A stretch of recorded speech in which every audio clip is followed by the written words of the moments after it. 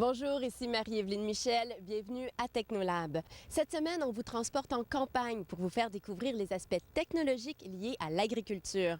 On le sait, l'agriculture, c'est très technique. Il y a beaucoup de machinerie. Mais auriez-vous imaginé qu'il puisse y avoir des ordinateurs à bord des tracteurs et même des systèmes d'autopilotage? J'ai rencontré M. Vincent Maccabé, ingénieur agricole et directeur général d'Inotag.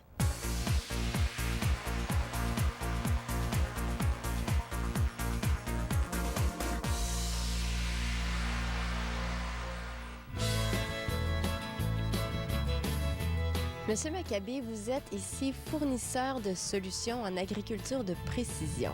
Ça répondait à quels besoins, vos solutions? Au début des années 90, les agriculteurs ont commencé à se poser des questions sur comment faire pour améliorer leur rendement, finalement, dans leur champ.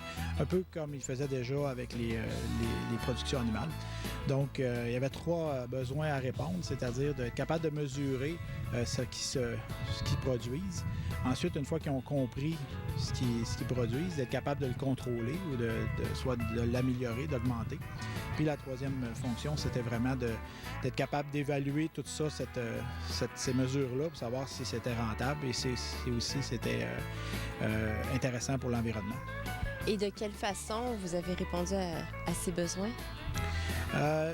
Au démarrage, on a commencé par parler de capteurs de rendement pour les récoltes.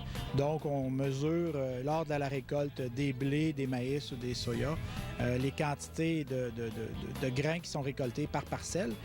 Suite à ça, on a amélioré la précision des systèmes pour être capable vraiment de dire à chaque endroit très précisément, en dedans d'un mètre, la quantité de grains qui est récoltée. Donc, avec ce genre d'informations-là, on est capable de développer une carte de rendement qu'on appelle, qui dit à l'agriculteur qu'il y a certaines zones de son champ qui sont très productives et qu'il y a d'autres zones qui sont moins productives, ce qui va l'amener à aller améliorer les zones qui sont moins productives dans ses champs. Alors, pour le fermier, pour l'agriculteur, là, ça se présente comment? Il faut qu'il équipe ses tracteurs d'ordinateurs, etc. Comment ça fonctionne? C'est quand même assez simple. En fait, on travaille principalement sur des équipements qui sont déjà existants chez les agriculteurs. On parle de tracteurs et de moissonneuses-batteuses, des équipements qui sont mobiles, finalement, qui vont faire soit des récoltes ou soit des semis. On va installer principalement une antenne qui va capter les signaux des satellites. GPS et ou GLONASS, deux constellations de satellites qui sont présentement disponibles en Amérique du Nord. Les GPS qui sont les satellites américains et les satellites GLONASS qui sont des satellites qui appartiennent aux Russes, au gouvernement russe.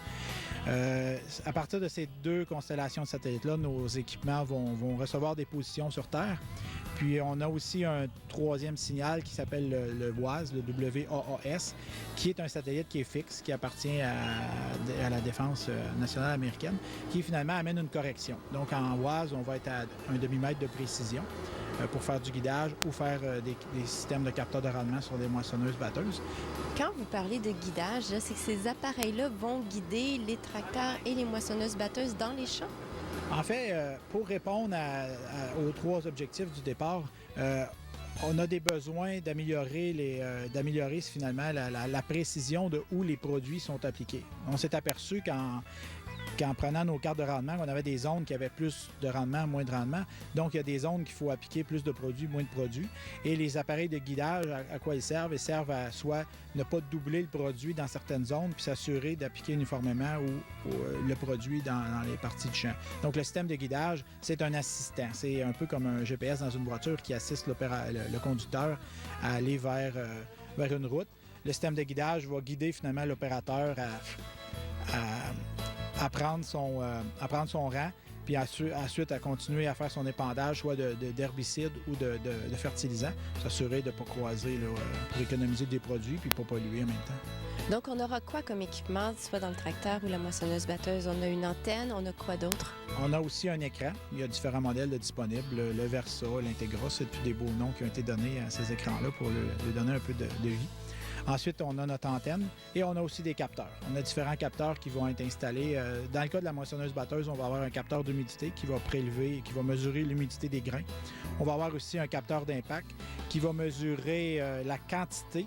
Donc, on fait une corrélation entre l'humidité, la quantité et la position qui est mesurée par l'antenne GPS. C'est avec ça qu'on est capable de développer là, des cartes de rendement. Moi, j'ai vu dans un véhicule qu'on a ici en démonstration une petite boîte dorée là, qui semblait incorporée dans le moteur.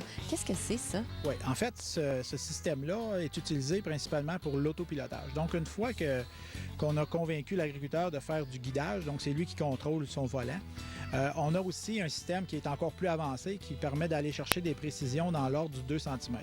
Donc, on peut autopiloter. Donc, l'ordinateur prend le contrôle total du tracteur ou de la moissonneuse-batteuse et permet de s'assurer des passages à 2 cm de précision dans le temps. Donc, on peut faire un semis.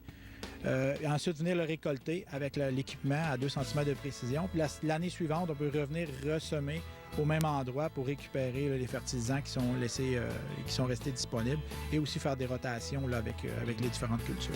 Et un tel degré de précision, comme ce qu'apporte votre technologie, apporte quoi comme avantage aux agriculteurs? Principalement de la droiture. Beaucoup de droiture dans les champs. Et une fois que cette droiture-là est faite, ça apporte, exemple, dans l'agriculture biologique, on a beaucoup de clients en agriculture biologique qui utilisent nos produits. Eux ne peuvent pas utiliser des herbicides pour éliminer les mauvaises herbes. Donc, si les rangs sont très droits, et il y a un système d'autopilotage qui va leur permettre de venir faire du sarclage mécanique, ça veut dire éliminer les mauvaises herbes, mais mécaniquement.